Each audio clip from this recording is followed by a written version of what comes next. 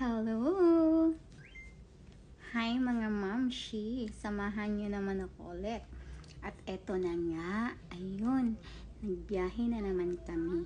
Alam nyo ba, sabi ni Habi, kung tinatanong niya ako kung ngayon lang ba daw ako nakapasok ng tunnel. Oh my gosh, sabi ko, hindi ah. Meron naman kaming tunnel na ganito sa Pilipinas. Diba? Like sa Manila, meron tayong tunnel. Ano bang tawag doon? Underpass? Kasi 'di ba kung may overpass, edi may underpass. Kaya sabi ko sa kanya, meron naman kaming ganito sa Manila. Akala nyo naman kayo lang meron. Pero syempre, alam nyo bang, sa totoo lang, ngayon lang ako nakapasok ng ngayon lang ako nakapasok ng ganito kahaba na tunnel. Feeling ko hindi ako makahinga. Kasi diba, isipin mo, wala namang napasok na hangin sa ganitong Tapos, parang ewan ko, parang wala namang katapusan tong tunnel na to, ang haba-haba.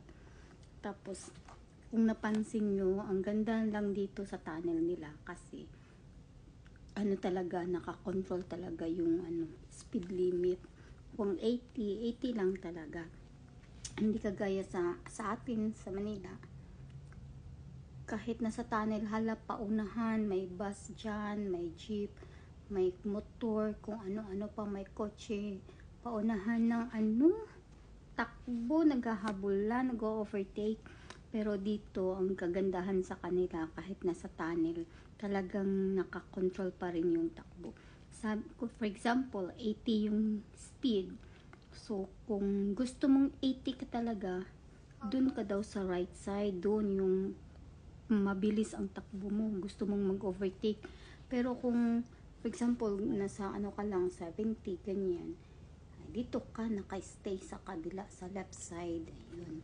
Kasi, pag talaga, ganito, yun, lumipat si Habi, lumipat siya ng lane. Kasi parang gusto niyang mag-overtake dito sa na to. Itong isang sasakyan kasi medyo mabagal nga. Kaya yun. Feeling ko parang ang tagal pa namin makalabas dito sa tunnel na to. Diba? Grabe, ang haba-haba ng tunnel na to. Parang di na ako makahinga. Kaya ayun mga mamshi, at least diba, ayun, ganito yung tunnel sa kanila. Paglabas mo dito, ayun na. Ewan ko kung anong meron sa labas nito, sa exit nito. Excited na ako makita ko anong meron sa exit nito eh. Excited na ako makita ko anong kalalabasan namin nito. Yung pagbungad mo, hi! Alam mo yun, baka nasa ka na, nasa ibang planeta ka na. Or baka nasa ka na, nasa Canada. Ewan ko, natutuwa lang ako dito, natatawa ako dito sa nila, sa tunnel nila kasi sobrang taas talaga. First time ko yatang ng ganito kataas na tunnel na parang namang walang katapusan, parang tunnel lang yata lahat ng papasukan namin. Wala na bang kalalabasan to? Kaya yun.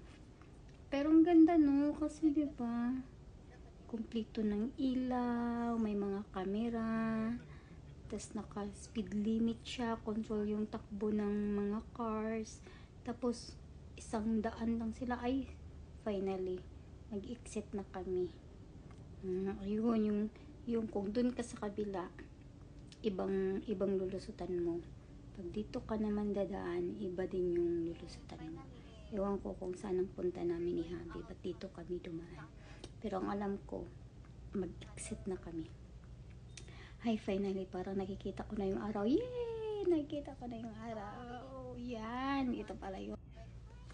So, salamat mga mamshi sa pagsama nyo sa akin. Hanggang sa susunod natin na video.